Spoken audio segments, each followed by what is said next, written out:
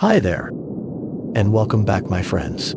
I want to take the opportunity to send my best wishes to all of you. I hope the holidays are enjoyable and bring you lots of cheerful memories. And if you are alone this Christmas, whether it's by choice or not, know this: you are not alone. Maybe physically, but not in spirit. Since I started this channel, it has been consuming me more and more. I find myself thinking about you guys all the time, and about how grateful I am for those of you who turn my videos on. I will surely be thinking about you over Christmas as well. I will take a couple of days off to be with my children, but I will come back around New Year's Eve with new fascinating videos. Well, enough of me blabbering. Let's get started. Part 1. The Corsican and the Revolutionary. Birth and Early Life. On August 15, 1769, in the sweltering heat of a Corsican summer, a child was born in the town of Ajaccio, who would reshape the map of Europe and leave an indelible mark on human history. His name was Napoleon Bonaparte, later to be known as Napoleon Bonaparte. Corsica itself was a land in transition. Just 15 months before Napoleon's birth, the island had been sold by the Republic of Genoa to France. The Corsican people, fiercely independent and resistant to foreign rule, had fought bitterly against French occupation under the leadership of Pasquale Paoli, a hero whom the young Napoleon would initially idolize. But by the time of Napoleon's birth, French authority had been established, albeit uneasily. Napoleon's family, the Bonapartes, were minor Corsican nobility, not wealthy, but possessing enough status to matter. His father, Carlo Bonaparte, was a lawyer and political opportunist who eventually made peace with the French authorities, a decision that would prove crucial to his children's futures. His mother, Letizia Ramolino, was a woman of remarkable strength and discipline, known for her frugality and firm hand in raising her 8 children who survived to adulthood. Napoleon was the second surviving son, born into a household where resources were limited but ambition was not. Young Napoleon grew up speaking Corsican, a dialect closer to Italian than French. The island's culture was Mediterranean, tied more closely to Italy than to the French mainland. This created in the boy a sense of otherness, a feeling of being caught between worlds. He was Corsican first, and the French were occupiers. This identity would haunt him throughout his youth, even as he climbed the ranks of French military and political society. The family home in Ajaccio was modest but respectable. Napoleon's childhood was marked by the rough and tumble of island life, the Mediterranean sun, and the stories of Corsican resistance. But Carlo Bonaparte's decision to collaborate with the French administration opened doors that would have otherwise remained closed. Through his father's connections with the French governor, young Napoleon was granted a scholarship to attend military school in France, a rare opportunity for a Corsican boy of modest means. In the year of 1779, at the age of 9, Napoleon left Corsica for mainland France. He would spend 3 months at the College of Autun learning French before being sent to the Royal Military School at Brienne-le-Château in the Champagne region. The departure from his island home was a profound rupture. The boy who boarded that ship was Corsican to his core. The man who would emerge from the French military system would be something far more complex. Brienne was a harsh awakening. The school was designed to produce officers for the French Royal Army, and most of Napoleon's fellow students came from established French noble families. They mocked the short, thin Corsican boy with his thick accent and foreign ways. They called him names, ridiculed his poverty, and never let him forget that he was an outsider. Napoleon retreated into himself, becoming sullen and withdrawn. He channeled his isolation into furious study and reading. It was at Brienne that Napoleon discovered his true passion, military history and strategy. He devoured books, particularly the works of Plutarch, whose parallel lives of great Greeks and Romans fascinated him. He read Rousseau's political philosophy, absorbing ideas about the social contract and the rights of man. He studied mathematics and geography with intense focus. His instructors noted his exceptional aptitude for mathematics and his obsessive attention to military engineering and artillery tactics. subjects that required precision and analytical thinking.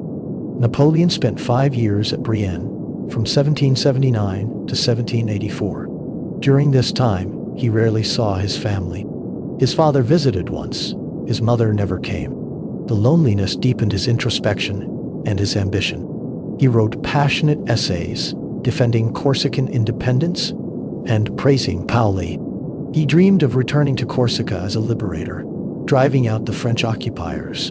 The irony that he was being trained by the very military he hoped to defeat was not lost on him. In 1784, Napoleon was selected to continue his education at the prestigious École Militaire in Paris. It was at the time France's top military academy. This was an extraordinary achievement. The typical course of study took 2 years, but Napoleon completed it in just one, graduating in September 1785 at the age of 16. He ranked 42nd out of 58 graduates in his class. A respectable, if not outstanding, performance. His instructors noted his proficiency in artillery, a technical and mathematically demanding branch of the service that was often looked down upon by cavalry and infantry officers from aristocratic backgrounds. Napoleon was commissioned as a second lieutenant in the Lafayette Artillery Regiment with a salary of 120 livres per year. It was a modest beginning, but it was a beginning nonetheless. The young officer was assigned to garrison duty in various French provincial towns, a period marked by long stretches of boredom, interrupted by intense reading and writing. He continued his self-education, reading philosophy, history, and political theory. He wrote essays, short stories, and even attempted a history of Corsica. But more importantly, Napoleon was developing his political consciousness. He read the Enlightenment thinkers, Voltaire, Montesquieu, and especially Rousseau. He was absorbing ideas about liberty, equality, and the rights of man. These were not abstract concepts to the young Corsican officer. They resonated with his own experiences of exclusion and his dreams of Corsican freedom. The French Revolution and early military service. Then came the year of 1789, and with it, an earthquake that would transform France and Europe, the French Revolution. The fall of the Bastille on July 14, 1789, marked the beginning of the revolutionary upheaval. The absolute monarchy of Louis XVI was challenged by demands for constitutional government, civil liberties, and social equality. The old order, the ancient regime of aristocratic privilege and feudal obligations, began to crumble. For Napoleon, now 20 years old, the revolution was electrifying. The ideals of liberty, equality, and fraternity aligned with his own political thinking and his resentment of aristocratic privilege. But his initial response was complex. He was more concerned with Corsican affairs than French politics. When the revolution granted greater autonomy to Corsica, Napoleon saw an opportunity. He returned to the island repeatedly between 1789 and 1793, involving himself in local political struggles and attempting to join Paoli's movement. But Paoli, the great Corsican patriot, rejected Napoleon. He distrusted the Bonaparte family's connections to France and suspected Napoleon's motives. In 1793, as the revolution radicalized and France declared war on much of Europe, Paoli broke with revolutionary France and sought British protection for Corsica. Napoleon and his family, now committed to the French revolutionary cause, were forced to flee the island. They would never return to live there. Napoleon the Corsican patriot became, by necessity and conviction, Napoleon the French revolutionary. This was a turning point. Stripped of his Corsican identity, Napoleon threw himself fully into the service of revolutionary France. He even Gallicized his name from Napoleone de Bonaparte to Napoleon Bonaparte, shedding the Italian spelling as he had shed his island dreams. The Siege of Toulon. First taste of glory. Napoleon's opportunity for distinction came in the autumn of 1793, during one of the revolution's darkest hours. The revolution had radicalized. King Louis XVI had been guillotined in January 1793. France was at war with a coalition of European monarchies. Internally, counter-revolutionary uprisings threatened to tear the country apart. One of the most serious threats was at Toulon, France's most important Mediterranean naval base. In August 1793, royalist rebels in the city had invited British and Spanish forces to occupy the port. A combined fleet of British, Spanish, Neapolitan, and Sardinian ships held the harbor, and Allied troops occupied the fortifications. For the revolutionary government in Paris, the loss of Toulon was catastrophic. It gave Britain a strategic foothold in southern France and deprived France of a major naval base. The Revolutionary Army besieging Toulon needed artillery expertise. The officer, who had held the position of artillery commander, was wounded, and a replacement was urgently needed. Through a combination of circumstance and connection, his friendship with Augustin Robespierre, younger brother of the powerful Maximilien Robespierre, Napoleon was given the position. He was just 24 years old and held the rank of captain. Napoleon arrived at Toulon in September 1793 and immediately assessed the situation. The Allied forces held strong defensive positions around the harbor, with forts protecting the anchorage. The French revolutionary forces had been bombarding the city ineffectively for weeks. Napoleon saw what others had missed. The key to forcing the Allies out was not to attack the city itself, but to capture a promontory called Fort La Guillette, which dominated the inner harbor. If French artillery could be positioned there, the Allied fleet would be forced to evacuate, and without naval support, the ground forces would have to abandon the city. Napoleon presented his plan to the representatives on mission, civilian commissioners sent by the revolutionary government with extraordinary powers. He argued his case with such conviction and technical detail that he won their approval. He was promoted to major and given command of all artillery operations at the siege. Over the following weeks, Napoleon worked tirelessly. He organized the collection and positioning of heavy guns. He drilled the gunners. He supervised the construction of battery positions. He personally led reconnaissance missions and positioned batteries under enemy fire. His energy and competence impressed his superiors and the troops under his command. He was everywhere at once, demanding, driving, and leading by example. The assault on Fort La Guillette was launched on December 17, 1793. It was a night attack in foul weather, with wind and rain lashing the assault columns. Napoleon was in the thick of the fighting, personally directing artillery fire and rallying troops. He had a horse shot from under him and was wounded in the thigh by a British bayonet, but he refused to leave the field. By dawn, Fort La Guillette was in French hands. Napoleon immediately positioned his artillery on the captured promontory and opened fire on the Allied fleet in the harbor below. The effect was devastating. The ships were sitting targets. Within days, the British and Spanish forces evacuated Toulon by sea, and the Revolutionary Army entered the city on December 19, 1793. The recapture of Toulon was a major victory for the revolution, and Napoleon was its hero. The representatives on mission, including Augustin Robespierre, praised him effusively in their reports to Paris. He was promoted to brigadier general at the age of 24, an astonishing leap in rank. The young Corsican artillery officer had become a general of revolutionary France. But the revolution was a dangerous beast. Just months after Napoleon's triumph at Toulon, the political winds shifted. Maximilien Robespierre, the architect of the terror and the most powerful man in France, was overthrown and guillotined in the Coup of 9 Thermidor, July 27-28, 1794. Napoleon, associated with the Robespierres, fell under suspicion. He was briefly arrested and imprisoned, accused of conspiracy.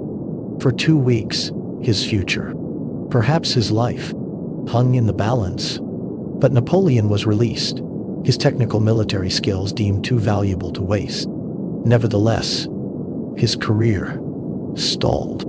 He was assigned to command artillery in the Army of the West, fighting counter-revolutionary rebels, an unglamorous assignment that he tried to avoid. He even considered joining the Ottoman army as a military advisor. So frustrated was he with his prospects in France. Then came another turning point. In October 1795, A royalist uprising in Paris threatened the revolutionary government, now reorganized as the Directory. The government needed a military man who could suppress the rebellion decisively. Napoleon, unemployed and available in Paris, was given command of the forces defending the Tuileries Palace. On October 5, 1795, 13 Vendémiaire in the revolutionary calendar, Napoleon positioned his artillery in the streets and, when the royalist crowds advanced, gave the order to fire. His famous whiff of grape shot cut down the insurgents and saved the Directory. Once again, Napoleon's competence in a crisis earned him promotion and recognition. He was appointed commander of the Army of the Interior and promoted to divisional general. More importantly, he had proven his loyalty to the Directory and his willingness to use force decisively. The young general was now on the radar of France's political leadership. Napoleon was 26 years old. He had been born on an island that resented French rule, educated in schools where he was an outsider, and had survived the terror by sheer luck and competence. He had gone from artillery captain to general in just 2 years. He had tasted battle and victory. He had learned the importance of audacity and the decisive use of force. The Corsican had become the revolutionary, but the revolutionary was about to become something far greater: the conqueror. Part 2: The General and the Rise to Power. The Italian Campaign, 1796 to 1797. In March 1796, 26-year-old General Napoleon Bonaparte was given command of the Army of Italy. It was not a prestigious appointment. The Italian front was considered a sideshow compared to the main theaters of war along France's northern and eastern borders. The army he inherited was in terrible condition, undersupplied, underpaid, demoralized, and numbering only about 30,000 men. His soldiers were hungry, many were barefoot, and desertions were common. The officers, many older and more experienced than Napoleon, regarded their new commander with suspicion and resentment. But Napoleon saw opportunity where others saw hardship. Italy was divided into multiple states, many allied with or controlled by Austria, France's principal enemy. If Napoleon could defeat the Austrian and Piedmontese forces in northern Italy, he could knock Austria's Italian allies out of the war, seize their resources to feed and pay his army, and threaten Austria itself. Just 2 days before departing for Italy, Napoleon had married Josephine de Beauharnais, a widow, 6 years his senior, with 2 children from her first marriage. Josephine was a sophisticated Parisian socialite, a former aristocrat who had narrowly escaped the guillotine during the Terror when her first husband was executed. Napoleon was utterly infatuated with her. Their courtship had been passionate and intense on his part. She seems to have been more calculating, seeing marriage to the rising young general as a path to security and social position. Nevertheless, the marriage took place on March 9, 1796, and Napoleon departed for Italy shortly thereafter, writing her passionate, almost obsessive love letters throughout the campaign. Napoleon arrived at his headquarters in Nice in late March and immediately began transforming his ragged army. He spoke to the soldiers, promising them glory, plunder, and the fertile plains of Italy if they followed him. He imposed iron discipline, but also led from the front, sharing their dangers and hardships. His energy was inexhaustible. He reorganized the supply system, improved the artillery train, and drilled the troops relentlessly. Then, in April 1796, Napoleon launched his offensive. His strategy was brilliant in its simplicity and daring. The Austrian and Piedmontese forces outnumbered him, but they were separated geographically. Napoleon would use speed and maneuver to strike between them, defeat them separately before they could unite, and drive deep into northern Italy. The campaign that followed was a masterclass in aggressive, mobile warfare. Napoleon moved with extraordinary speed, forcing his soldiers on grueling marches, but always arriving where the enemy least expected.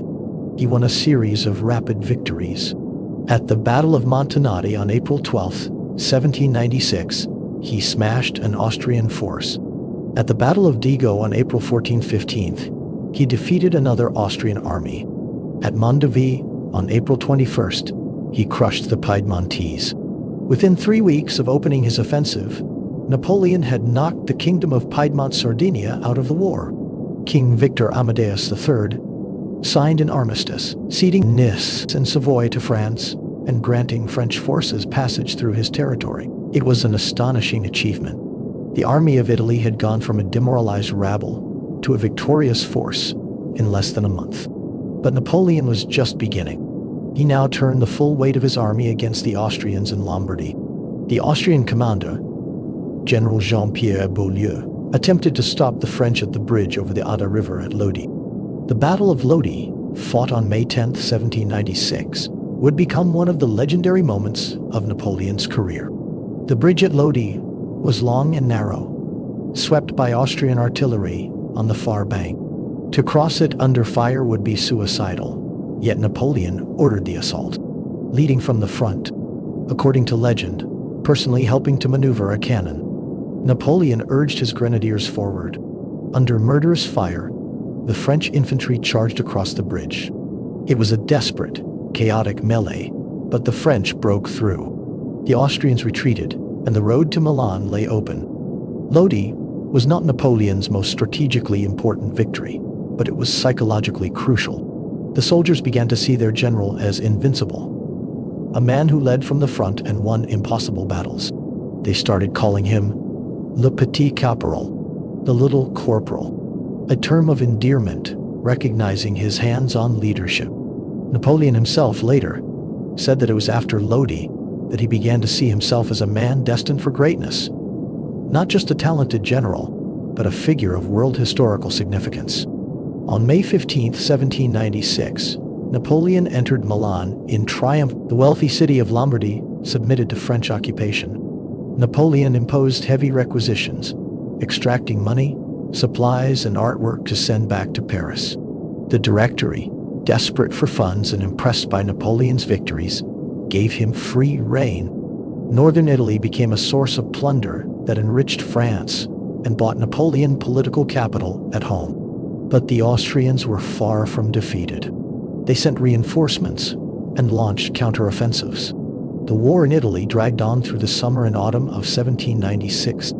Napoleon besieged and captured the fortress city of Mantua after a grueling siege lasting from June 6 to February 1797. The Austrians launched multiple attempts to relieve Mantua, and Napoleon fought a series of brutal battles to stop them. At the Battle of Arcole, fought from November 15th to 17th, 1796, Napoleon again displayed his flair for dramatic personal leadership. French forces were bogged down trying to cross a bridge over the Alpone River in the face of fierce Austrian resistance.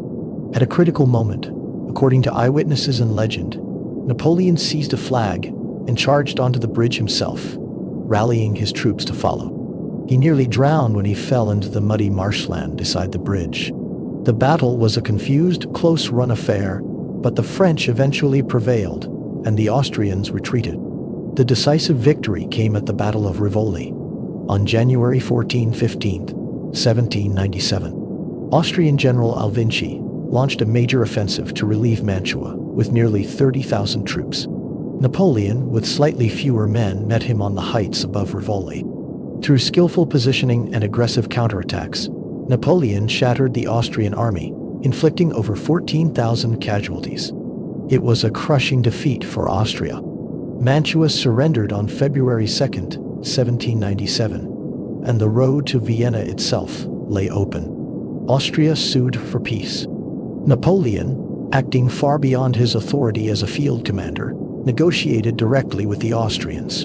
The resulting Treaty of Campo Formio, signed on October 17, 1797, was a triumph for France. Austria recognized French control of Belgium and the west bank of the Rhine and ceded Lombardy to the newly created French puppet state, the Cisalpine Republic. In exchange, France allowed Austria to annex the Republic of Venice, cynically ending 1,000 years of Venetian independence. Napoleon returned to Paris in December 1797 as the most famous man in France. He was just 28 years old. In 18 months, he had transformed a ragged, defeated army into a victorious force, conquered northern Italy, defeated multiple Austrian armies, and dictated terms to one of Europe's great powers. He returned to Paris laden with loot, paintings, sculptures, manuscripts, and glory. The Directory, which had sent him to Italy as a junior general, now faced a popular hero who might eclipse them. The Egyptian Campaign, 1798 to 1801. Napoleon's fame posed a political problem. The Directory recognized his military genius, but feared his ambition. They needed to find a way to employ him that would keep him away from Paris and French domestic politics. Napoleon himself was restless. Italy had been conquered. He needed a new theater for glory. The solution was Egypt. The strategic rationale for invading Egypt was to strike at British interests in the eastern Mediterranean and potentially threaten Britain's access to India, the jewel of its empire. France and Britain were locked in a global struggle for supremacy. Britain's naval power made a direct invasion of the British Isles nearly impossible, but if France could establish a presence in Egypt, it might sever Britain's communications with India and open the door to further conquests in the east. There were also romantic and cultural motives. Egypt, with its ancient civilization and legendary monuments, captivated the European imagination. Napoleon, who fashioned himself as a new Alexander the Great, dreamed of Oriental conquest and Enlightenment mission. He assembled not just an army, but a commission of scholars, mathematicians, engineers, naturalists, linguists, to study and document Egypt. This was to be as much a scientific and cultural expedition as a military campaign. In May 1798, a French fleet carrying over 30,000 troops and the scientific commission sailed from Toulon. Napoleon commanded the expedition. The fleet stopped at Malta, which Napoleon captured with barely a shot fired, before continuing to Egypt. The crossing of the Mediterranean was perilous. The British Royal Navy, commanded by Admiral Horatio Nelson, was hunting for the French fleet. But Napoleon's ships evaded detection. On July 1st, 1798, the French army landed near Alexandria, Egypt. Napoleon quickly captured the city and then marched south toward Cairo, the seat of Mamluk power in Egypt. Egypt was nominally part of the Ottoman Empire, but real power lay with the Mamluks, a warrior caste of slave soldiers who had ruled Egypt for centuries. The decisive confrontation came on July 21st, 1798, at the Battle of the Pyramids, fought near the village of Mbabihi, within sight of Cairo and the Great Pyramids. The Mamluk army, commanded by Murad Bey and Ibrahim Bey, numbered perhaps 20,000 cavalry and infantry. The Mamluks were renowned horsemen, and their cavalry charges were legendary for ferocity. Napoleon formed his infantry into massive squares, hollow formations with soldiers facing outward, bristling with bayonets and supported by artillery at the corners. When the Mamluk cavalry charged, they broke against these squares like waves against a rock. French musket volleys and artillery fire cut down the horsemen in droves. The Mamluk infantry and fellahin, peasant levies, fared no better. By the end of the day, the Mamluk army was shattered. French casualties were minimal. Napoleon, before the battle, had told his soldiers, "From the heights of these pyramids, 40 centuries look down upon you." It became one of history's most famous battlefield speeches. Napoleon entered Cairo on July 24th, 1798, and established himself as master of Egypt. He attempted to present himself as a liberator and friend of Islam, even hinting at his own sympathy for Islamic principles. He established a French administration, reformed the tax system, and set his scholars to work studying Egyptian antiquities and society. But disaster struck. On August 1st, 1798, Admiral Nelson's fleet found the French ships anchored in Aboukir Bay, near the mouth of the Nile. In the Battle of the Nile, also called the Battle of Aboukir Bay, Nelson attacked at dusk and achieved one of the most complete naval victories in history. The French fleet was destroyed. Of 17 French warships, 11 were captured or destroyed. Napoleon and his army were stranded in Egypt, cut off from France, and surrounded by hostile forces. The situation deteriorated further. The Ottoman Empire, alarmed by the French invasion of its Egyptian province, declared war on France. Ottoman armies advanced from Syria and from the Red Sea.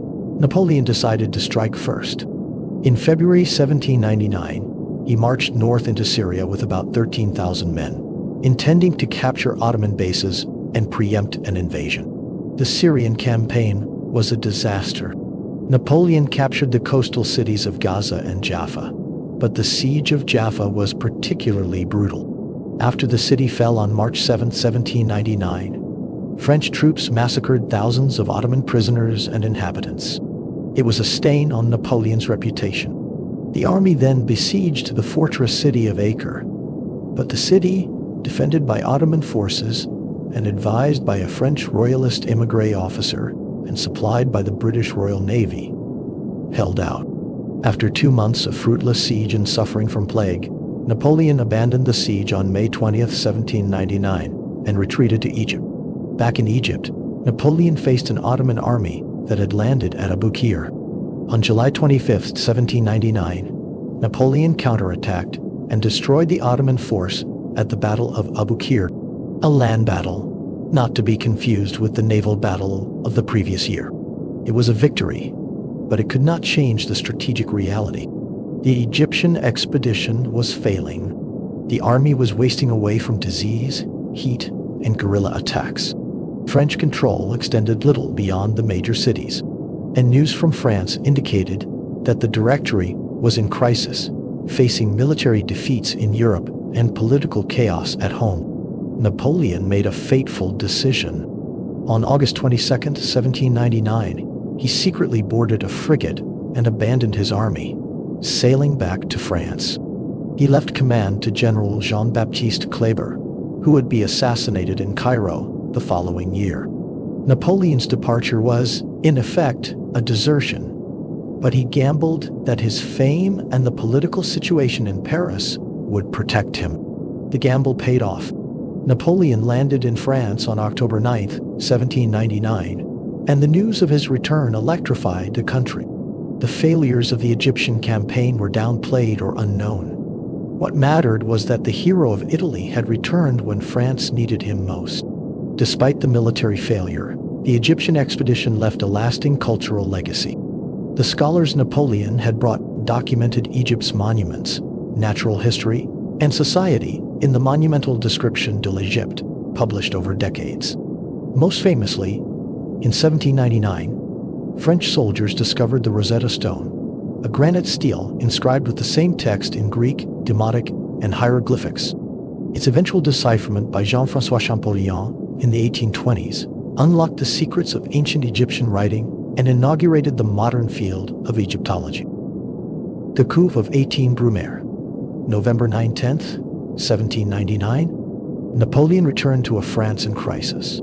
The Directory, the 5-man executive committee that had governed since 1795, was despised and weak.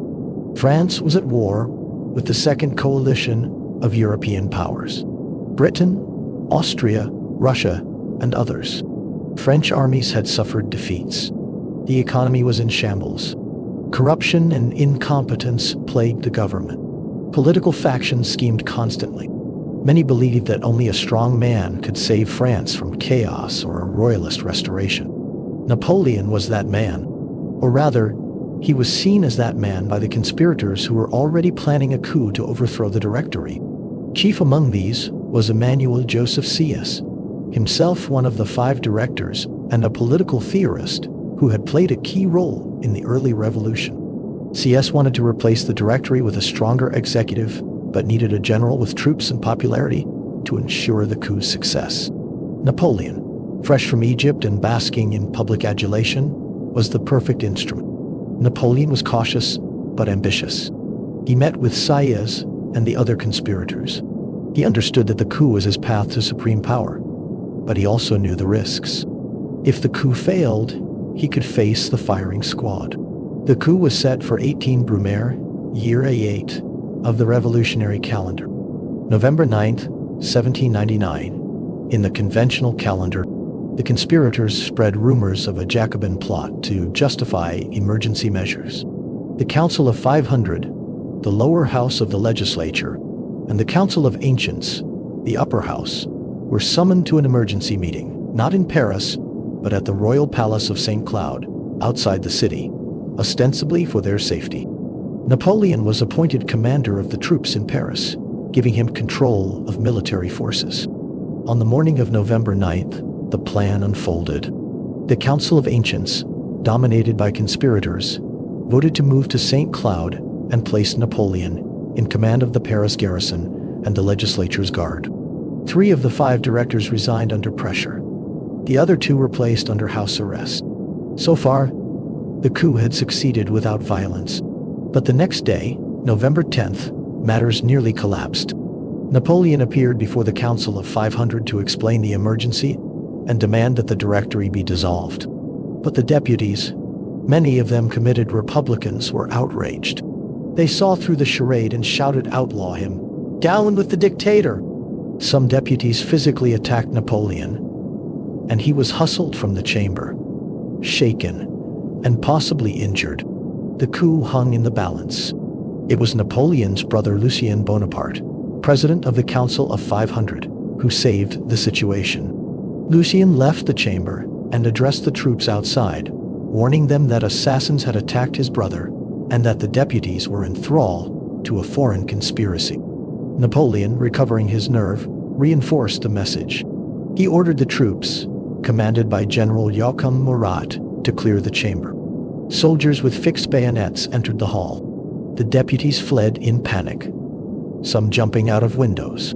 That evening, a rump session of compliant deputies voted to dissolve the Directory and establish a new government, the consulate, headed by 3 consuls. Napoleon was named first consul, with C.S. and Roger Ducos as second and third consuls. In reality, Napoleon held all the power. The coup of 18 Brumaire was complete. Napoleon famously quipped, "We have finished the romance of the revolution. We must now begin its history." At 30 years old, he was the effective dictator of France. The consulate and Napoleon's reforms, 1799 to 1804. As first consul, Napoleon moved quickly to consolidate power and stabilize France. He was a ruthless political operator, but also a visionary reformer.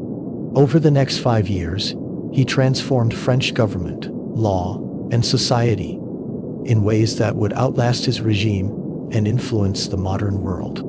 Politically, Napoleon crafted a constitution.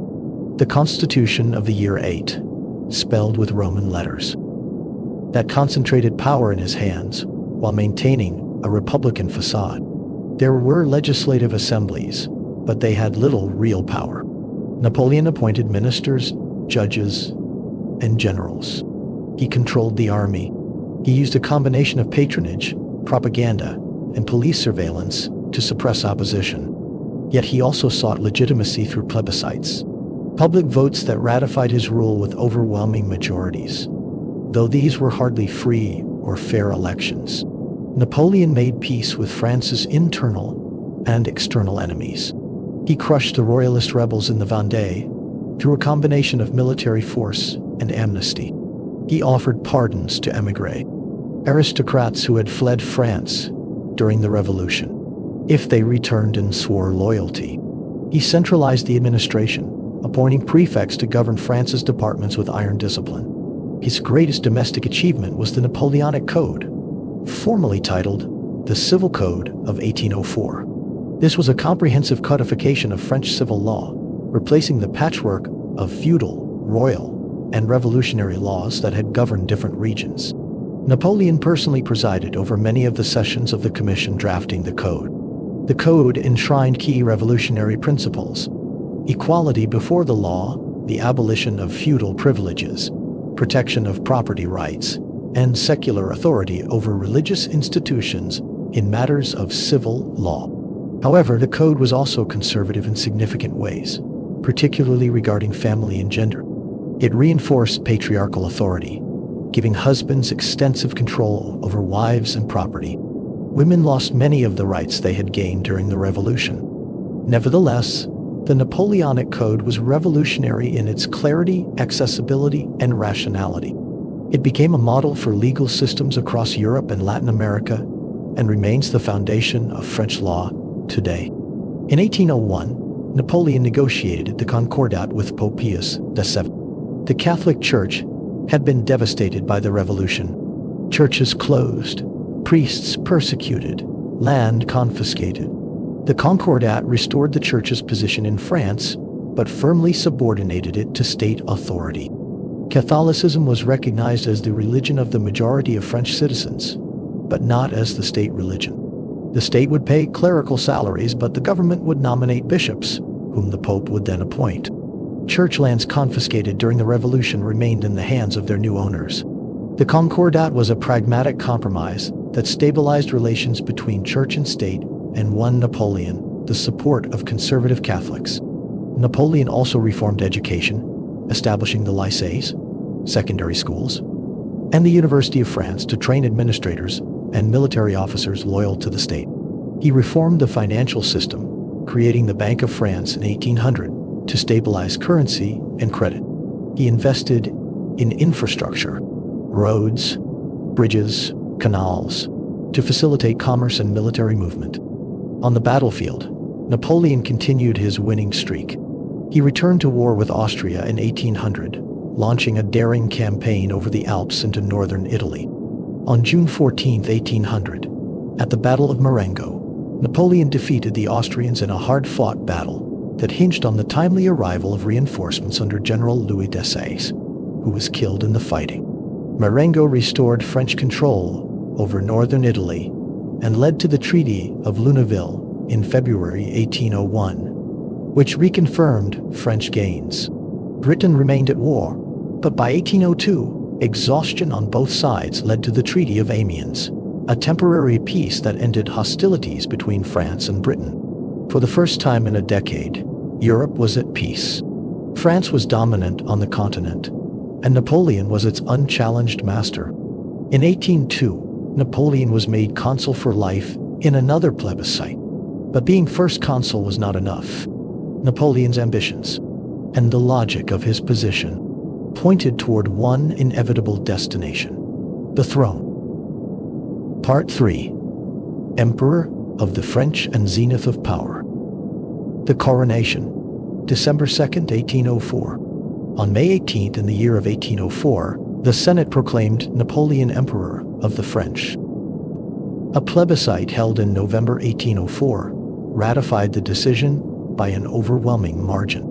Though, as with previous votes, the result was carefully managed. Napoleon Bonaparte, the son of minor Corsican nobility, the artillery officer who had risen through revolutionary chaos, was now to be crowned emperor. The coronation was scheduled for December 2, 1804, at Notre Dame Cathedral in Paris. Napoleon understood the power of spectacle and symbolism. This would not be a simple ceremony. It would be a statement to France and to Europe that a new imperial dynasty had been founded, that the revolution's chaos had given way to order and glory under Napoleon's rule. Pope Pius X was persuaded to travel from Rome to Paris to officiate at the coronation, lending religious legitimacy to Napoleon's rule. The Pope's presence was a coup. No pope had traveled outside Italy for such a purpose in centuries.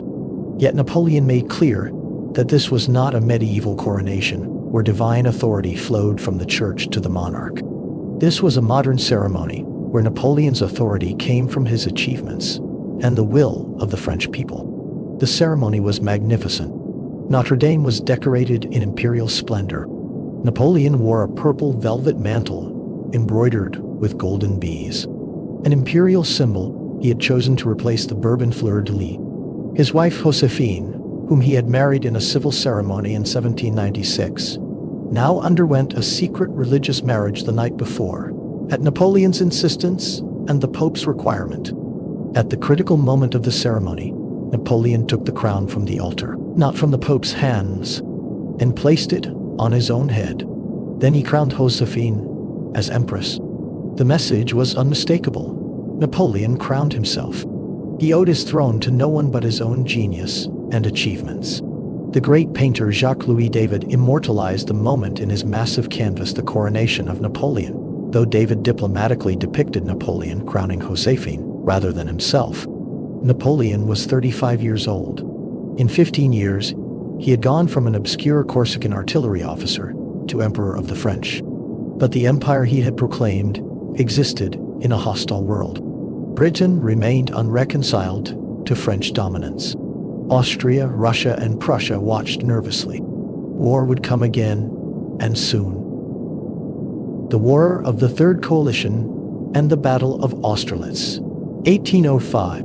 The Treaty of Amiens collapsed in 1803, and Britain and France returned to war. Napoleon assembled a massive army, the Grande Armée, at Boulogne on the English Channel, and planned an invasion of Britain. For 2 years, French troops trained and prepared, while Napoleon's fleet attempted to achieve the naval superiority necessary for a cross-channel invasion.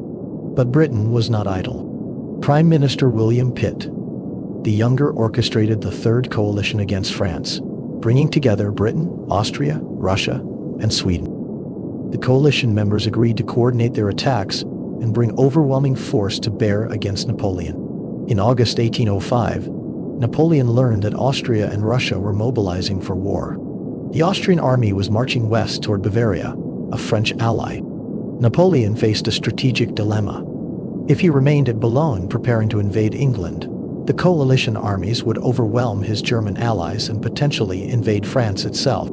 He made his decision with characteristic speed and boldness.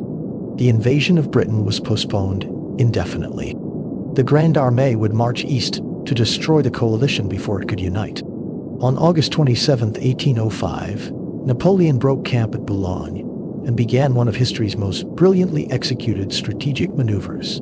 He marched 7 corps of the Grande Armée, over 200,000 men, across France and into Germany with astonishing speed and coordination. The Austrians, commanded by General Karl Mack, had advanced into Bavaria and were waiting near the city of Ulm for Russian reinforcements. Napoleon moved faster than Mack anticipated, using his corps system, semi-independent divisions that could march separately but converge for battle. Napoleon executed a vast wheeling movement that positioned French forces behind the Austrian army, cutting Mack's communications and line of retreat. By October 15, 1805, Mack found himself surrounded at Ulm. On October 20th, he surrendered with over 25,000 troops. Napoleon had destroyed an entire Austrian army without fighting a major battle. It was a masterpiece of maneuver warfare. Napoleon pressed on, entering Vienna on November 13, 1805. But the main Russian army under General Mikhail Kutuzov had evaded him and was retreating northward, awaiting reinforcements. Napoleon pursued, but he was now far from his bases. His supply lines stretched thin and facing the combined might of Russia and Austria. Yet Napoleon saw opportunity in his apparent vulnerability. He deliberately positioned his army near the town of Austerlitz in Moravia, today's Czech Republic, occupying a seemingly weak position. He sent out peace feelers, hinting at desperation. He abandoned the strategic Pratzen Heights, a commanding plateau dominating the battlefield.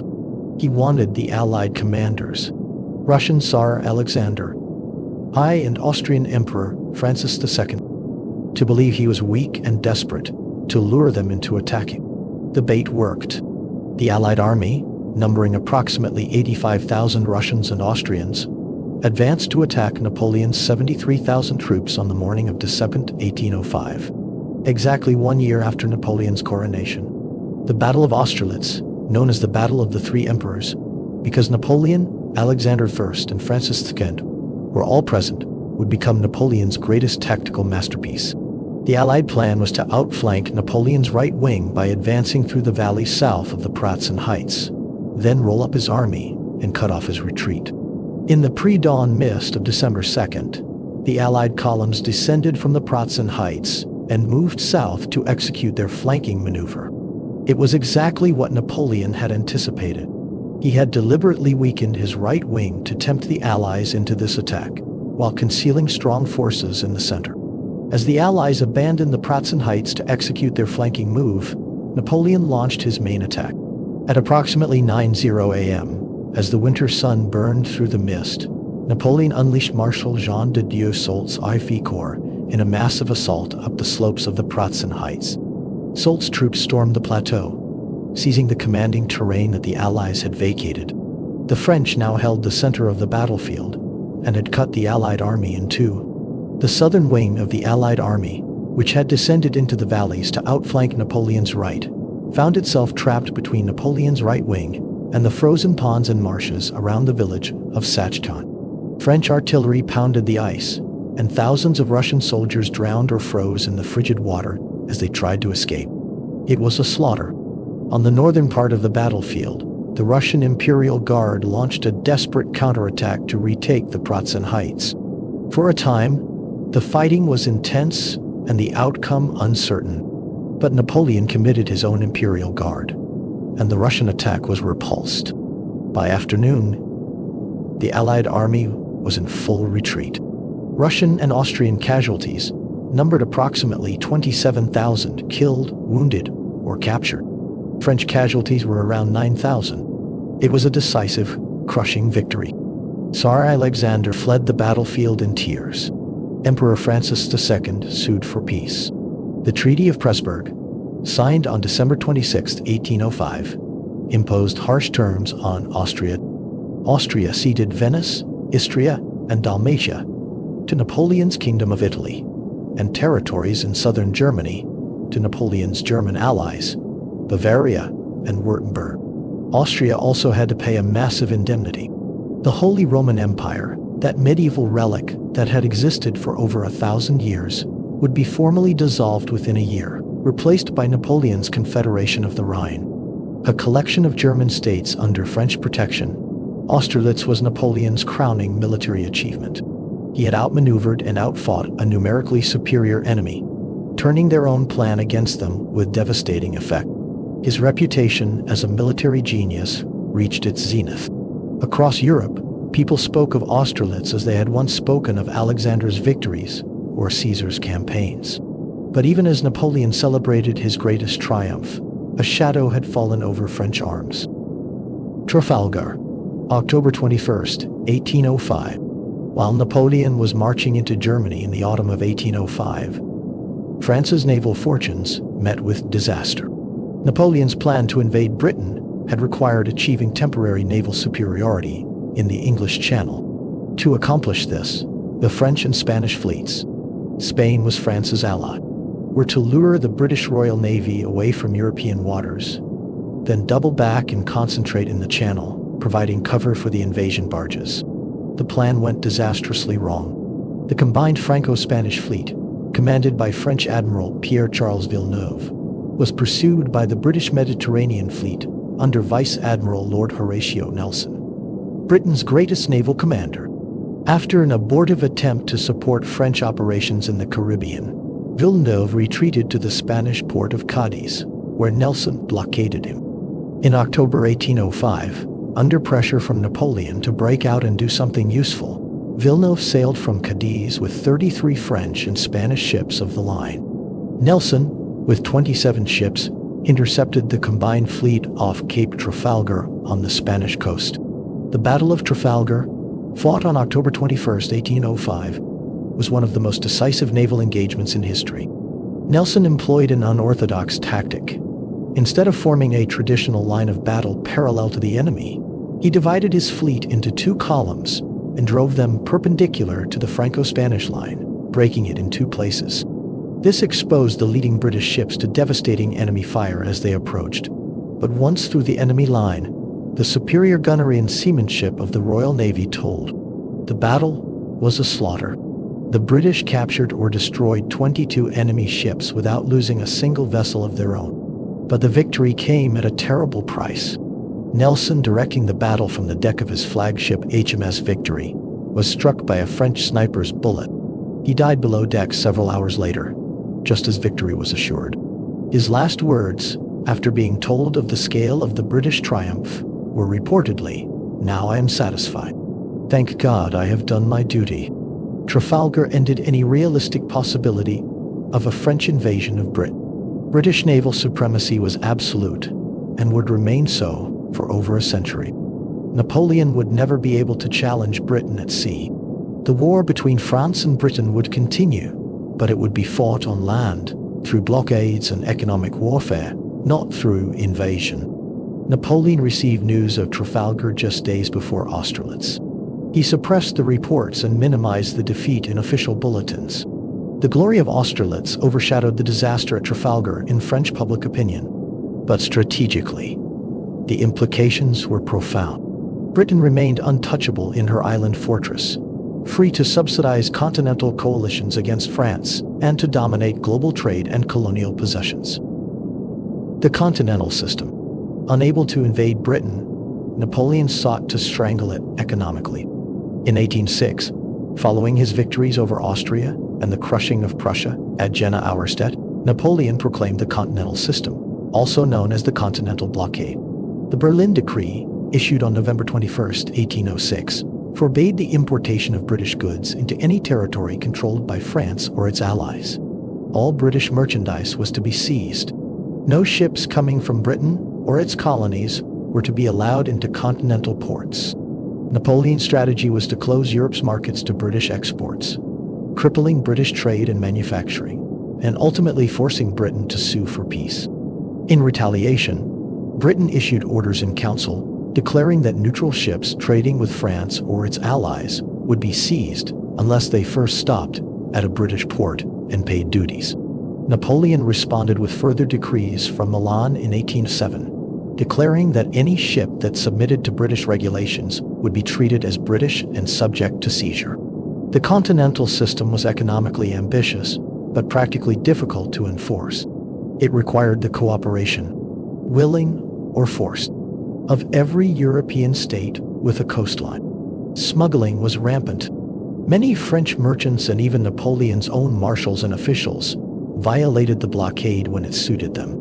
The system caused real hardship for Britain, particularly in 1808 and 1811 to 1812, when British exports declined and unemployment rose. But Britain's global trading network and its naval dominance allowed it to find alternative markets in Latin America and Asia. The continental system also inflicted pain on the continent. Cutting off British goods meant cutting off colonial products. Sugar, coffee, cotton, that European consumers wanted. Industries dependent on British raw materials or markets suffered. Resentment grew, especially in countries forced into the system against their will. The logic of the continental system would drive much of Napoleon's foreign policy in the years after 1806. To make the blockade effective, Napoleon needed to control all of Europe's coasts.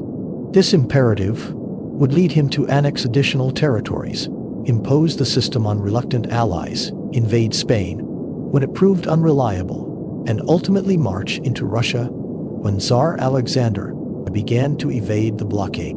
The continental system, intended as a weapon against Britain, became a trap that drew Napoleon into overreach and ultimate disaster. Jena-Auerstedt and the destruction of Prussia, 1806.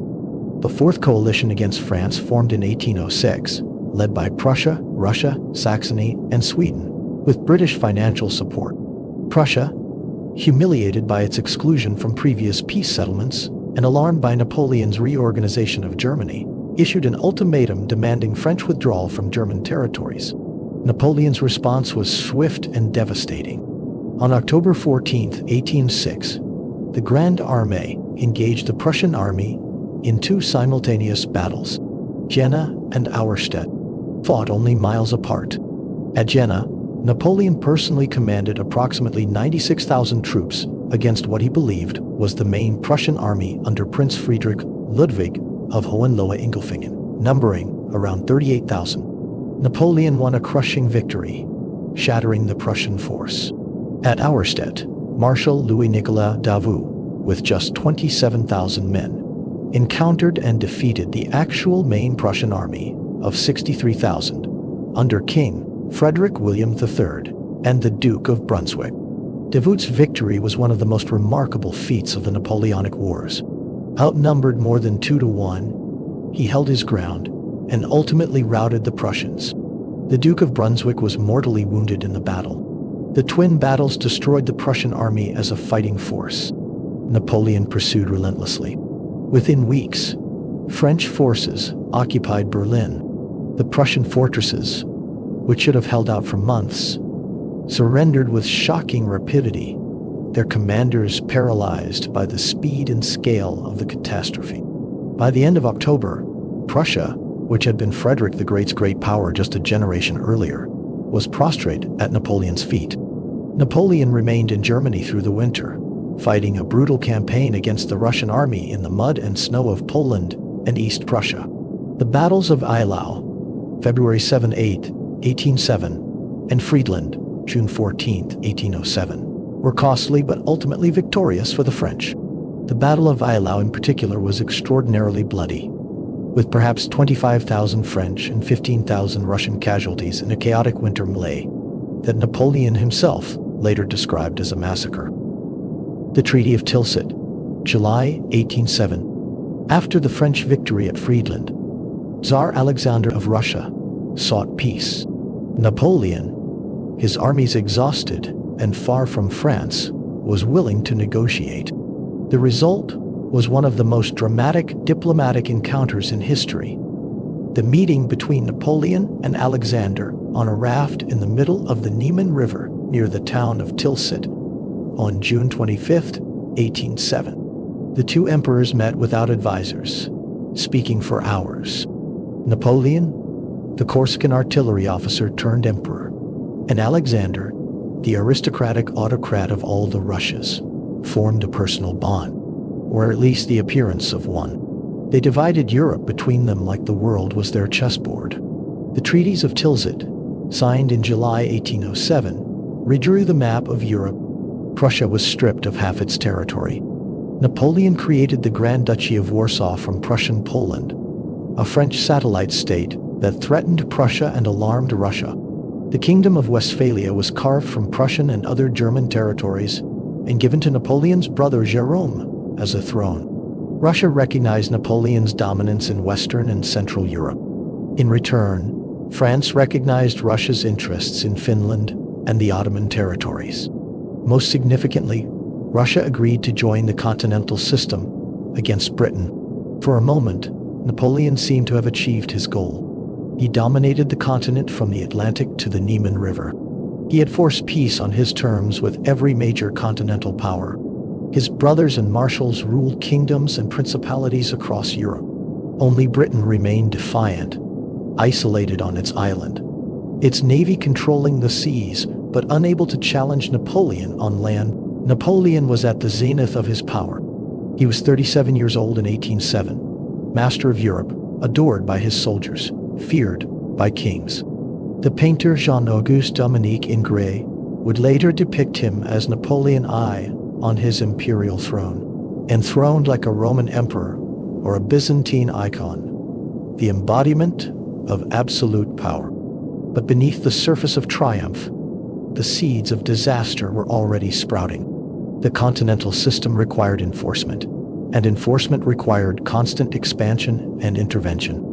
Napoleon's family members, placed on thrones across Europe, proved unreliable and incompetent. Resistance to French rule was growing, and in Spain, a catastrophe was about to unfold that would bleed the French Empire white and demonstrate that Napoleon, for all his genius, was not invincible. The Peninsular War, the Spanish ulcer, 1808 to 1814. Spain had been France's ally since 1796, a junior partner in Napoleon's continental system. But by 1807, Napoleon had grown frustrated with Spanish weakness and unreliability. The Spanish Bourbon monarchy was corrupt and ineffectual. King Charles IV was dominated by his wife and her favorite, Manuel de Godoy. Napoleon saw an opportunity to bring Spain fully under French control.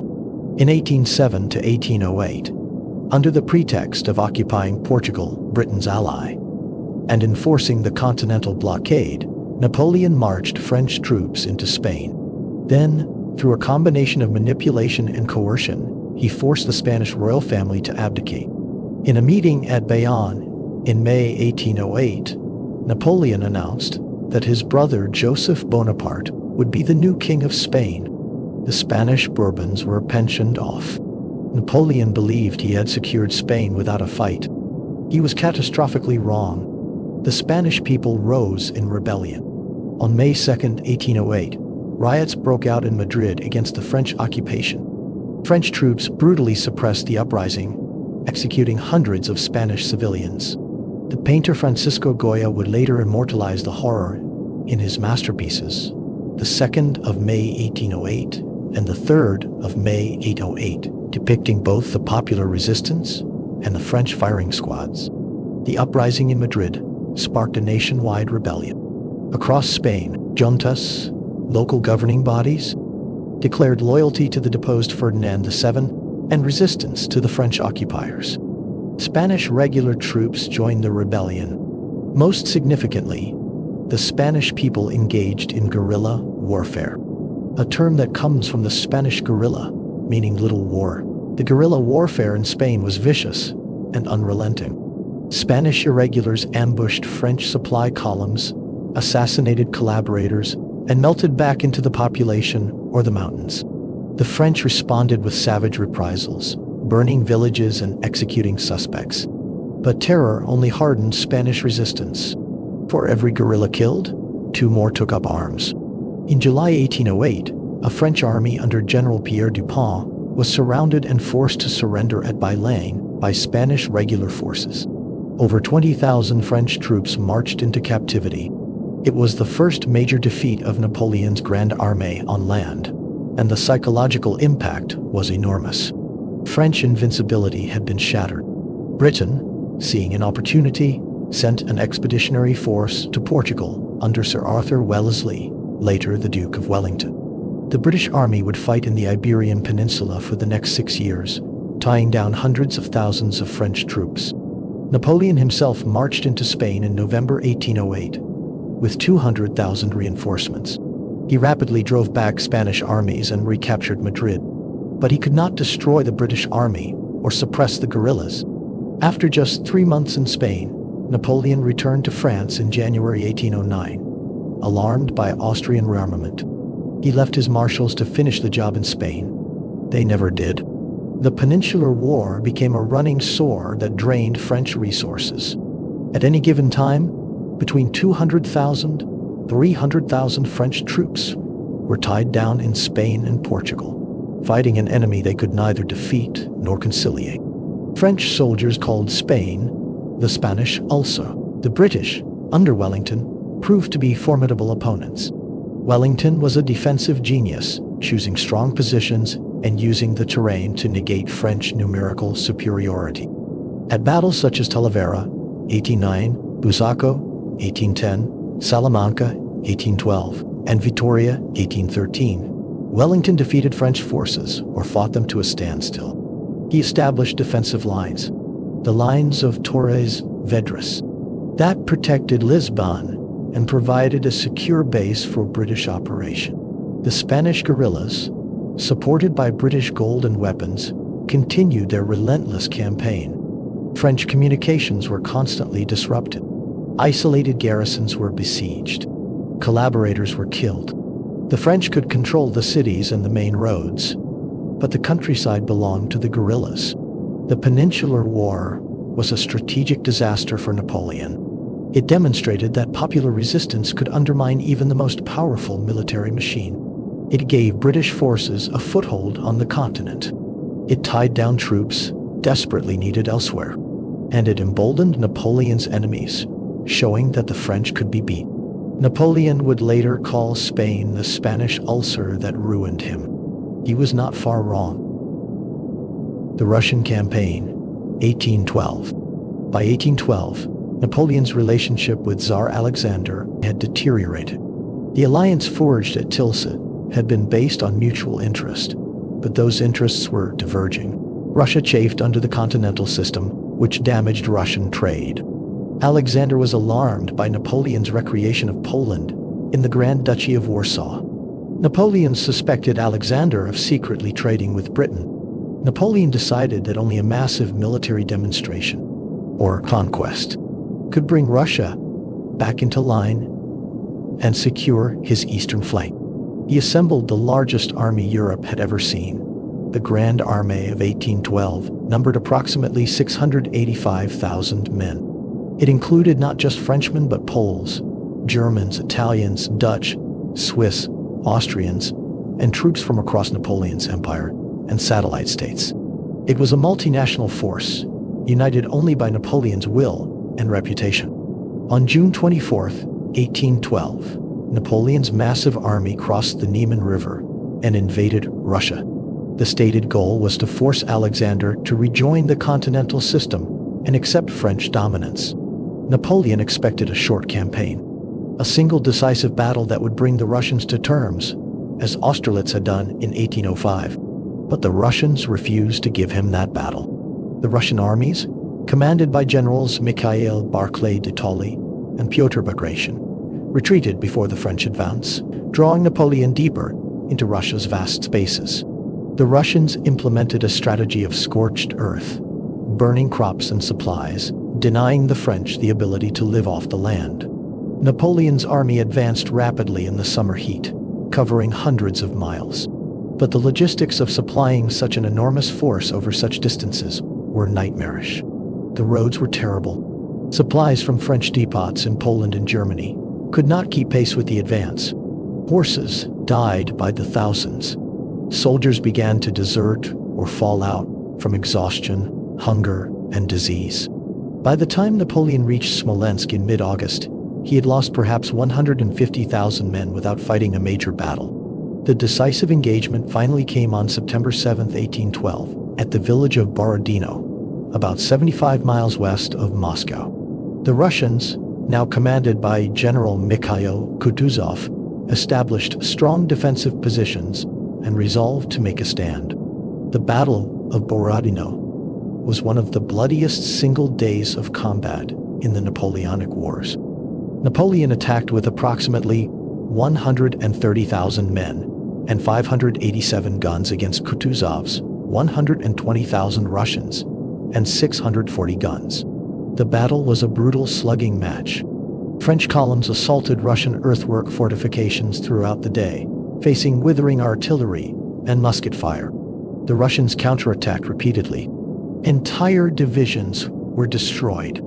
The Great Redoubt, a massive Russian fortification at the center of their line, changed hands in savage fighting. By nightfall, the French held the battlefield, but at a horrific cost.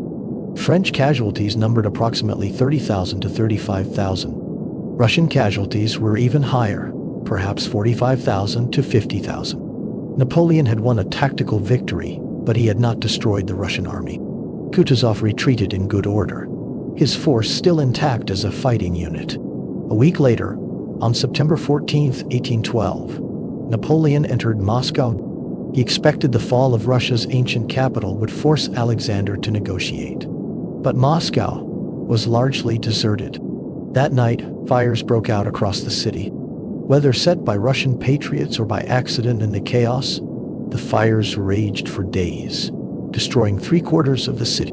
Napoleon and his army occupied a blackened ruin. Napoleon waited in Moscow for over a month, sending messages to Alexander, offering peace terms. But the Tsar refused to negotiate. The French army, camped in and around Moscow, was consuming its supplies and accomplishing nothing. The Russian army, far from being destroyed, was regrouping and receiving reinforcements. And winter was coming. On October 19, 1812, Napoleon ordered the retreat from Moscow. It was already too late. The army that left Moscow numbered perhaps 100,000 men, already drastically reduced from the force that had crossed the Niemen. The retreat rapidly became a nightmare. Russian forces harassed the French columns constantly. Cossack cavalry picked off stragglers. Partisans attacked supply trains. But far worse than the Russians was the weather. The Russian winter of 1812 arrived early and struck with brutal force. Temperatures plunged below freezing. Blizzards swept the plains. Men froze to death by the thousands. Horses died, leaving artillery and wagons stranded. Discipline collapsed. The Grand Armée disintegrated into a starving, freezing mob. The crossing of the Beresina River, from November 26-28, 1812, was the nadir. Russian forces had destroyed the bridges, trapping the French on the eastern bank with enemy armies converging from three directions. French engineers, working in the icy water, managed to construct two makeshift bridges. Over 2 desperate days, the remnants of the Grand Armée, along with thousands of civilians and camp followers, struggled across the narrow bridges while Russian artillery pounded them. Thousands drowned or were killed. Thousands more were captured when the bridges collapsed. Napoleon himself abandoned the army on December 5, 1812, racing ahead by sleigh to return to Paris. He left Marshal Joachim Murat in command of the wreckage. When the shattered remnants of the Grand Armée finally staggered out of Russia in December, fewer than 40,000 combat-effective soldiers remained from the 685,000 who had invaded. It was the greatest military catastrophe in history to that point. The Russian campaign destroyed Napoleon's aura of invincibility. The myth of the unbeatable general was broken. And worse, it demonstrated that France's military resources were not inexhaustible. The flower of Napoleon's army, his veterans, his elite units, his cavalry, had been annihilated in the snows of Russia. The War of the Sixth Coalition and the Battle of Leipzig, 1813. Europe smelled blood. With Napoleon's army destroyed in Russia, his enemies moved quickly. Russia, Prussia, Sweden, Austria, and Britain formed the Sixth Coalition. Napoleon's German allies began to defect. The Grand Duchy of Warsaw collapsed. Even Austria, whose emperor's daughter Marie-Louise had married Napoleon in 1810, joined the coalition against him. Napoleon showed extraordinary resilience. Through forced conscription, he raised a new army in France. Young, inexperienced troops, but still an army numbering over 200,000. In the spring and summer of 1813, he fought a series of battles in Germany, winning victories at Lutzen, May 2, and Bautzen, May 2021. But he could not deliver the knockout blow that had characterized his earlier campaigns. His new army lacked the cavalry and experienced soldiers necessary to turn battlefield victories into decisive results. An armistice in summer 1813 gave both sides time to regroup, but it worked against Napoleon. The coalition armies grew stronger, now coordinated under a unified strategy devised by the Austrian general Karl Philipp zu Schwarzenberg. They avoided facing Napoleon directly, instead attacking his marshals and wearing down French forces in smaller engagements. In October 1813, the coalition armies converged on Leipzig in Saxony, where Napoleon had concentrated his forces. The Battle of Leipzig, fought from October 16-19, 1813, became known as the Battle of the Nations for the number of countries involved. It was the largest battle in European history before World War I. Napoleon commanded approximately 195,000 troops. Arrayed against him were over 365,000 coalition soldiers. Russians, Prussians, Austrians, and Swedes. The odds were overwhelming. The battle raged for 3 days. Napoleon fought with skill and determination, but he could not overcome the numerical disadvantage. On October 18th, Saxon troops in Napoleon's army defected to the coalition mid-battle, turning their guns on the French. By October 19th, Napoleon recognized that the position was untenable. He ordered a retreat. The retreat turned into a rout. A single bridge over the Ulster River was the only escape route for the French army. In the chaos, a French corporal prematurely blew up the bridge, trapping thousands of French soldiers on the wrong side. Many drowned trying to swim the river. Tens of thousands were captured. Marshal Józef Poniatowski, the Polish commander, drowned in the river. Napoleon's losses at Leipzig exceeded 70,000 men killed, wounded, or captured. The coalition losses were around 54,000. Heavy, but they could afford it. Napoleon could not. The Grand Armée retreated westward toward the Rhine, harried by coalition cavalry. Napoleon's German allies abandoned him. The Confederation of the Rhine dissolved. By the end of 1813, Napoleon had been driven out of Germany. The coalition army stood poised to invade France itself. The campaign in France and first abdication. 1814. In January 1814, coalition armies crossed the Rhine and invaded France. Napoleon, with a hastily assembled force of raw recruits and veterans, fought one of the most brilliant defensive campaigns of his career. Outnumbered and outgunned, he used interior lines and rapid movement to defeat coalition detachments at battles such as Champaubert, Montmirail, and Montereau. But he could not stop the relentless advance. Paris fell to coalition forces on March 31, 1814. Napoleon's marshals and political leaders, seeing the hopelessness of the situation, pressured him to abdicate. Napoleon's empire was collapsing around him. His generals were exhausted and his soldiers demoralized. On April 6, 1814, Napoleon abdicated unconditionally. The Treaty of Fontainebleau, signed on April 11, 1814, provided generous terms. Napoleon retained his imperial title and was granted sovereignty over the island of Elba, a small island off the coast of Tuscany. He was given an annual pension of 2 million francs from the French government and allowed to take a guard of 400 volunteers. Josephine, from whom he had divorced in 1809 to marry Marie-Louise of Austria, retained her title and properties. Marie-Louise and their son, Napoleon's heir, were sent to Austria. The Bourbon monarchy was restored in France under Louis VIII, brother of the executed Louis XVI. On May 4, 1814, Napoleon landed on Elba and began his exile. He was 44 years old. From master of Europe to ruler of a tiny island. It seemed the end of an extraordinary career. But Napoleon was not finished. The escape from Elba and the return.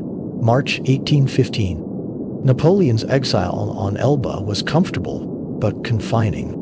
He governed the island with energy, improving roads, reorganizing administration, and drilling his small guard. But his mind was on France.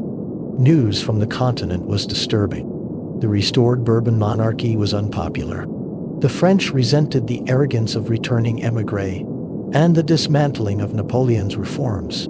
The army, in particular, chafed under Bourbon rule. Veterans remembered glory under Napoleon and felt humiliated by the restoration. Moreover, Napoleon learned that the Congress of Vienna, where the victorious powers were redrawing the map of Europe, was in disarray. The Allies were quarreling over territory, particularly Poland and Saxony. There was talk of war between Russia and Prussia on one side and Britain and Austria on the other. Napoleon saw opportunity in this discord. He also had personal grievances. The French government had failed to pay the pension promised in the Treaty of Fontainebleau. His wife and son were virtual prisoners in Austria. He heard rumors that the British planned to exile him to a more remote location, possibly Saint Helena in the South Atlantic. On February 26, 1815, Napoleon made his decision. That evening, he boarded the brig Inconstant with about 1,000 soldiers of his guard and a handful of loyal officers. They evaded the British naval vessels patrolling the area and set sail for France. On March 1, 1815, Napoleon landed at Gulf Juan on the French Mediterranean coast.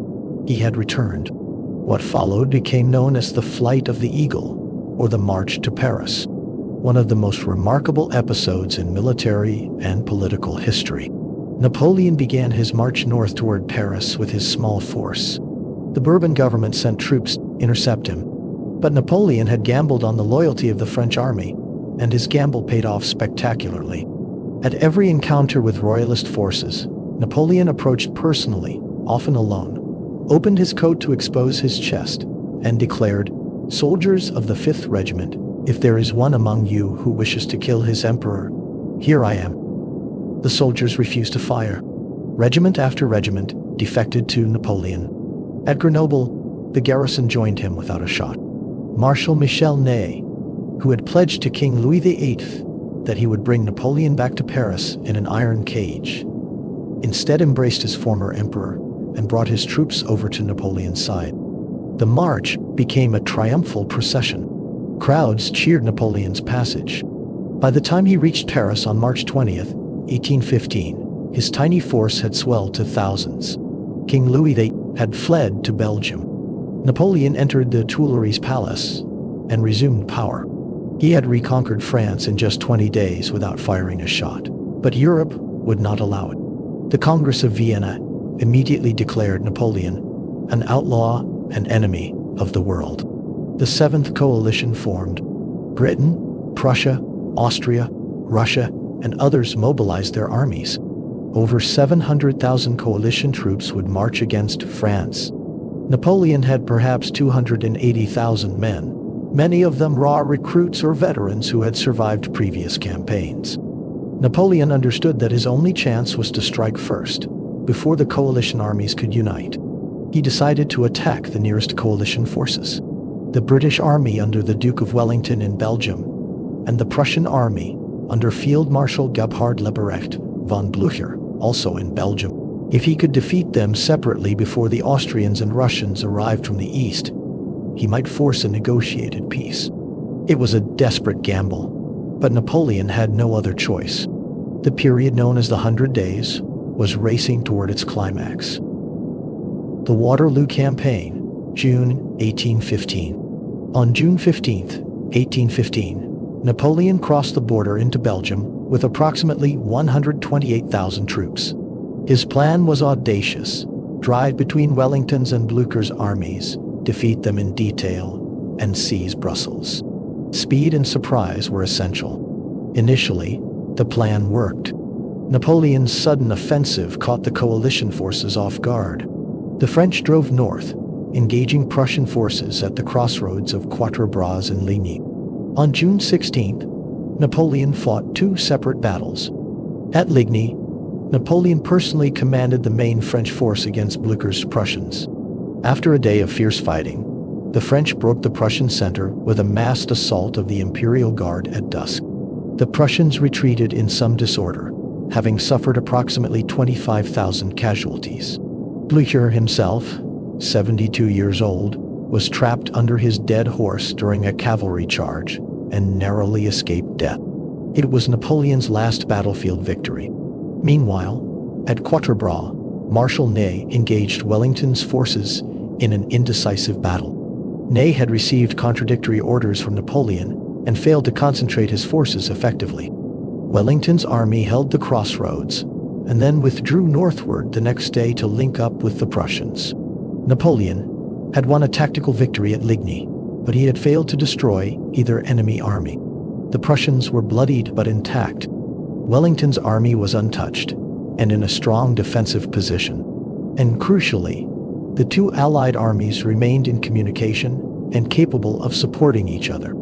On June 17th, Napoleon pursued Wellington's retreating army. Wellington chose to make a stand on a low ridge near the village of Waterloo, about 10 miles south of Brussels. The position was strong, a gentle reverse slope that protected his infantry from artillery fire, with the main road to Brussels behind him. Wellington had approximately 68,000 troops, including British, Dutch, Belgian, and German contingents. Napoleon arrived with about 72,000 men. He was confident. Wellington's polyglot army seemed inferior to French veterans. The British were trapped with their backs to Brussels. One decisive battle, and Napoleon would shatter the coalition. But Napoleon made a crucial miscalculation. He believed the Prussians had been so badly beaten at Ligny that they were retreating eastward, away from the battlefield. In fact, Blücher was marching toward Waterloo to reinforce Wellington. If the Prussians arrived in time, Napoleon would face not 68,000 enemies, but over 120,000.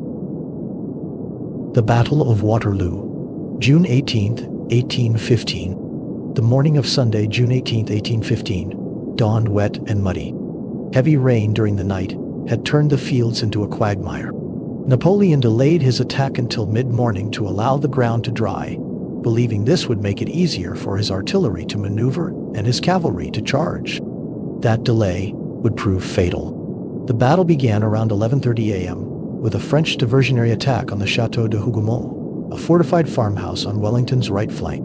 Napoleon intended this as a feint to draw Wellington's reserves to that sector. But the attack escalated into a savage, all-day struggle.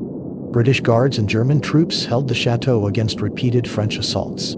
Thousands of men died fighting over walls, gardens, and courtyards. The diversion consumed far more French troops than Napoleon intended. At 1:30 p.m., Napoleon launched his main attack against Wellington's center-left. 4 French infantry divisions, over 16,000 men, advanced in massive columns toward the ridge. Wellington's infantry, deployed in lines along the reverse slope, were largely hidden from French view. As the French crested the ridge, they were met with devastating volleys from British infantry at close range. The French columns recoiled. Then, at Wellington's order, 2 brigades of British heavy cavalry, the Household Brigade and the Union Brigade, charged the retreating French infantry. It was a spectacular success.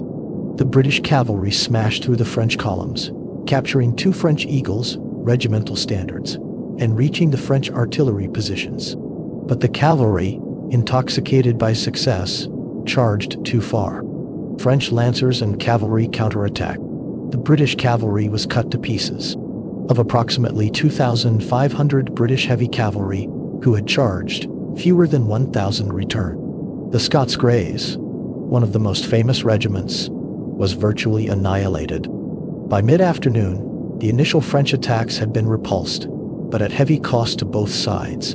Then Napoleon received alarming news. Prussian forces had been sighted approaching from the east. Blücher's army was arriving. Napoleon had to break Wellington's line before the Prussians arrived in force, or he would be trapped between 2 armies. At approximately 4 p.m., Marshal Ney launched a massive cavalry charge against Wellington's center.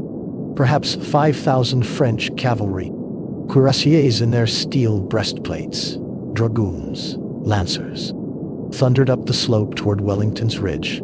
It was a magnificent but futile display. Wellington's infantry formed squares, hollow rectangular formations with soldiers facing outward, bristling with bayonets. The French cavalry crashed against these squares repeatedly, but could not break them. British artillery, positioned between the squares, fired canister shot at point-blank range, cutting down horses and riders. The cavalry charges continued for over an hour, wave after wave, but the squares held.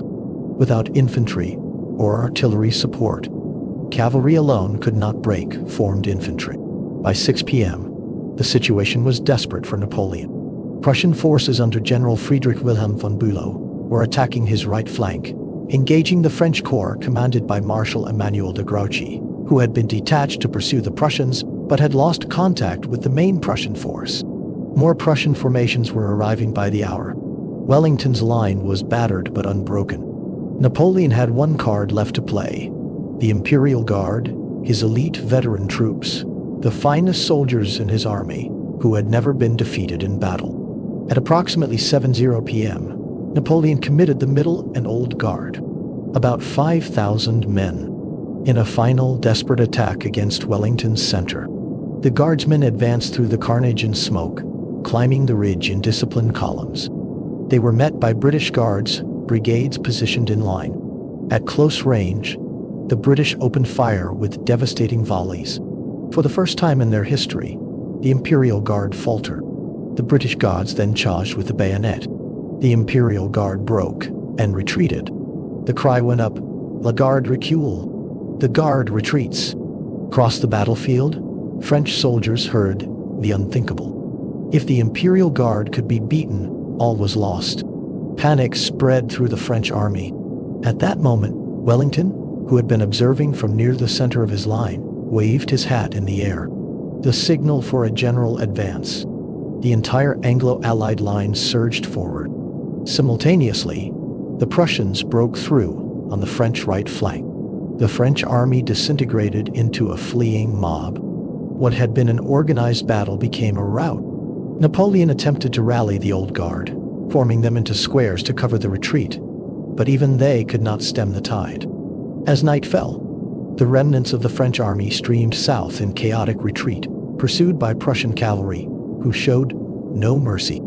Blücher personally led the pursuit, urging his exhausted men to give the French no time to reorganize.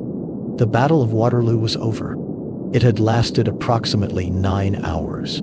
French casualties numbered approximately 25,000 killed and wounded, with another 8,000 captured. Wellington's army suffered about 15,000 casualties, and the Prussians around 7,000.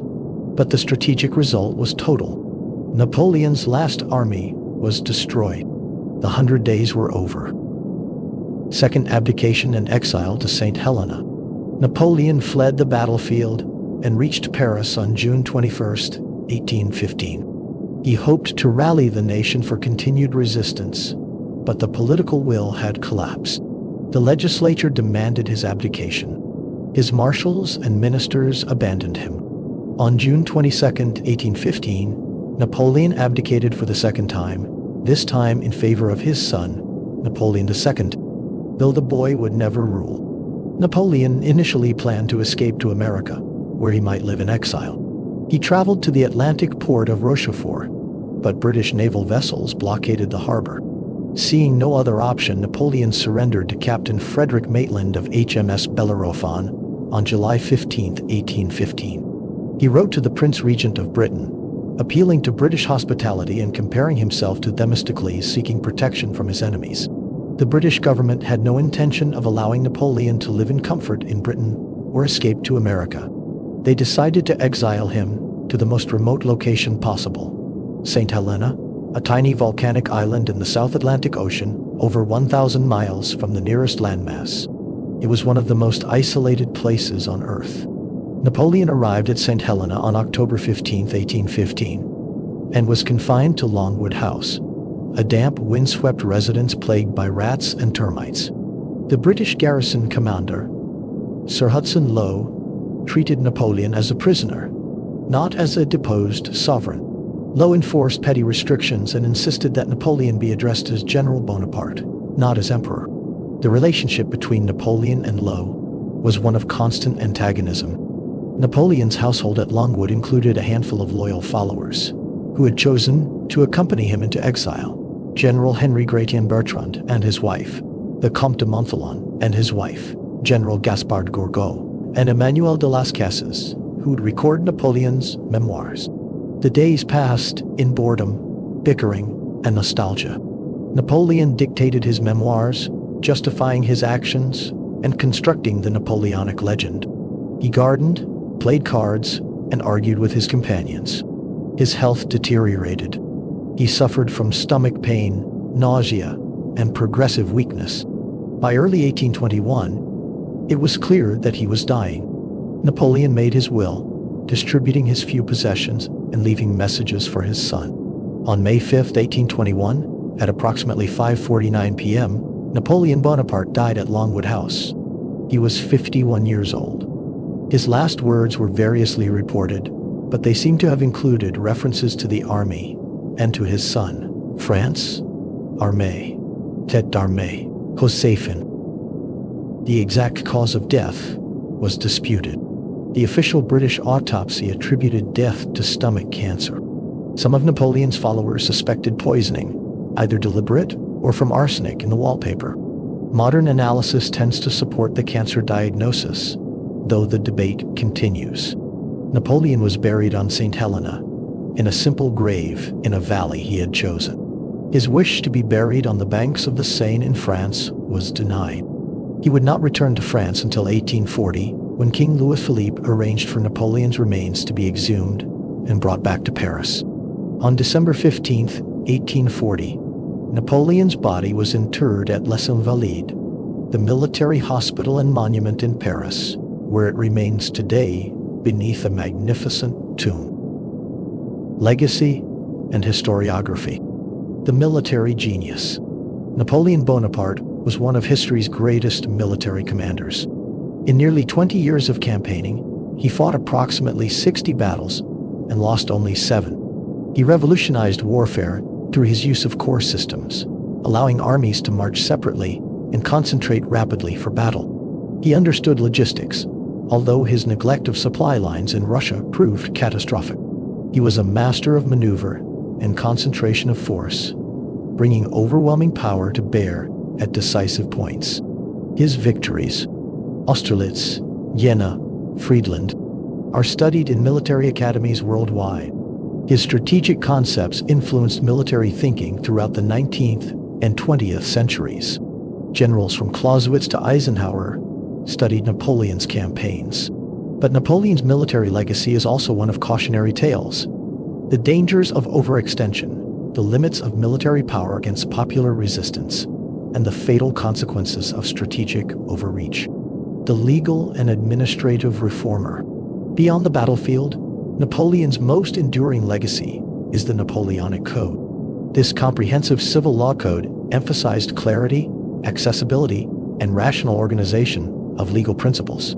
It abolished feudal privileges, confirmed property rights, and established the principle of equality before the law. The code's influence spread far beyond France. It became the basis for legal systems in Belgium, the Netherlands, Italy, Spain, Portugal, and much of Latin America. Louisiana's civil law system is based on the Napoleonic Code. Even today, over 50 nations have legal systems directly or indirectly influenced by Napoleon's codification. Napoleon's administrative reforms also proved lasting.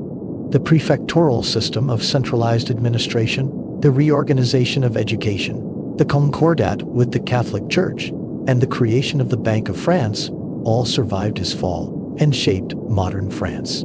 The metric system, promoted and standardized under Napoleon, became the global standard for weights and measures. The Legion of Honor, created to reward merit and service, remains France's highest decoration. The destroyer and builder of nations. Napoleon's impact on the map of Europe was profound. He destroyed the Holy Roman Empire, ending a political structure that had existed since the 9th century. He redrew the borders of Germany and Italy, consolidating hundreds of small states into larger units that would eventually become modern Germany and Italy. The nationalism he both exploited and provoked would shape 19th and 20th century European history.